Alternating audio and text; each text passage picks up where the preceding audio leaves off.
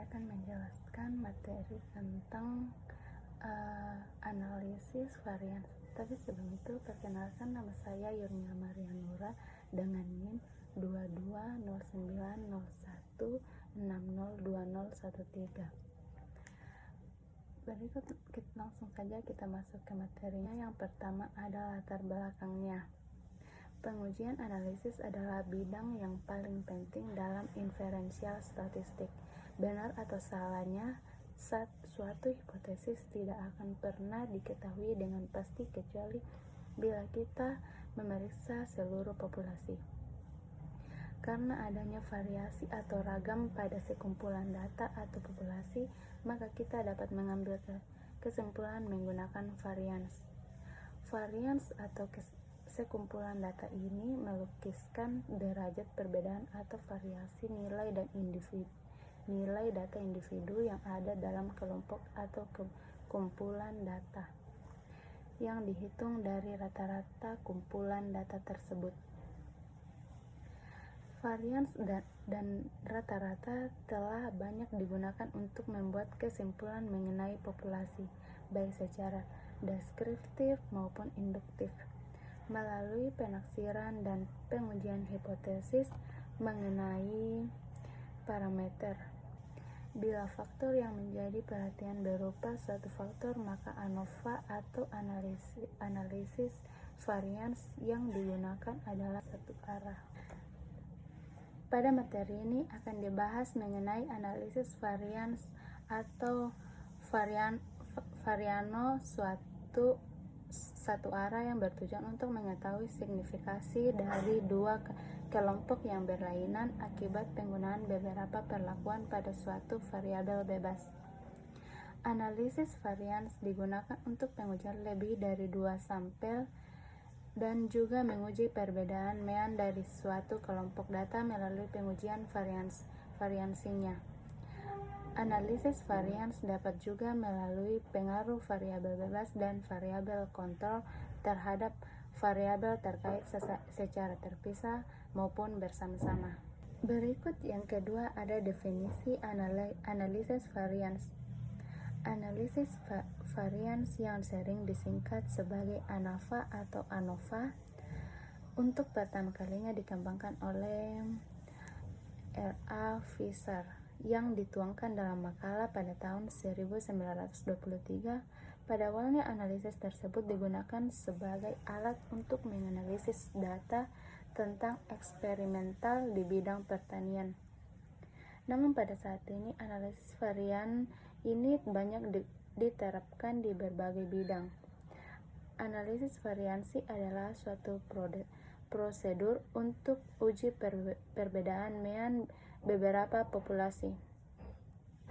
Konsep analisis varians didasarkan pada konsep distribusi V dan biasanya dapat diaplikasikan untuk berbagai macam kasus maupun dalam analisis hubungan antara berbagai variabel yang diamati. Dalam perhitungan statistik, analisis varian sangat dipengaruhi asumsi-asumsi yang digunakan seperti kenormalan dari distribusi, homogenitas varians, dan kebebasan dari kesalahan. Bahwa dalam analisis varian terdapat dua komponen varian nilai yang harus dipisahkan karena memiliki makna yang berbeda. Yang pertama ada komponen varian antara kelompok yang benar-benar disebabkan oleh perbedaan varian nilai variabel bebas. Yang kedua ada komponen varian dalam kelompok yang tidak disebabkan oleh perbedaan varian nilai variabel bebas. Selanjutnya ada analisis varians satu arah. Pada UGT terdapat dua macam perlakuan dan kemudian dilakukan perbandingan antara kedua nilai rata-ratanya. Pada analisis varians satu arah secara simultan dapat dilakukan perbandingan nilai rata-rata antara dua kelompok atau lebih. Oleh karena itu, disebut bahwa uji T adalah kasus yang spesifik dari ANAVA satu arah atau sebaliknya ANAVA satu arah merupakan perluasan dari uji T untuk masalah-masalah yang mencakup lebih dari dua kelompok. Berikut ada asumsi-asumsi yang melandasi analisis varian satu arah. Yang pertama ada populasi berdistribusi normal, yang kedua variansi populasi sama atau homogen varians, yang ketiga ada pemilihan anggota antara satu sampel dengan sampel lainnya yang harus independen, dan yang terakhir ada sampel ditarik secara acak-acak tanpa pemulihan. Yang terakhir ada langkah-langkah analisis varian satu arah. Yang pertama, uji atau asumsikan bahwa data masing-masing dipilih secara acak. Yang kedua, berdistribusi normal. Yang ketiga, homogen. Dan yang keempat, tulis HA dan H0 dalam bentuk kalimat dan statistik. Dan yang kelima, buatlah tabel penolong ANOVA dengan nomor responden variabel bebas. Berikutnya ada hitung jumlah kuadrat, hitung derajat kebebasan, dan hitung rata-rata jumlah kuadrat. Dan yang selanjutnya ada cari F hitung taraf signifikan serta tentukan kriteria pengujian, yaitu jika F hitung dan F tabel maka H0 diterima. Dan yang terakhir, bandingkan F hitung dengan F tabel dan buat kesimpulannya. Dan yang terakhir ada kesimpulan. Jika uji T hanya berlaku untuk membedakan dua rata-rata, maka ANOVA berlaku untuk membedakan lebih dari dua rata-rata.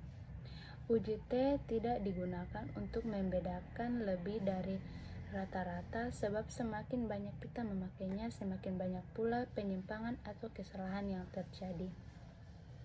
Selain itu, semakin banyak pula kita menghabiskan waktu dan tenaga untuk berkali-kali menggunakan uji T. Ini pun masih salah hasilnya dibandingkan dengan ketetapan ANOVA atau analisis varians. Sebelum ANOVA digunakan, maka persyaratan yang harus dipenuhi adalah data setiap kelompok berdistribusi normal, dan data semua kelompok harus homogen, dan data-data dipilih secara acak. ANOVA ada dua macam, yaitu satu arah dan dua arah.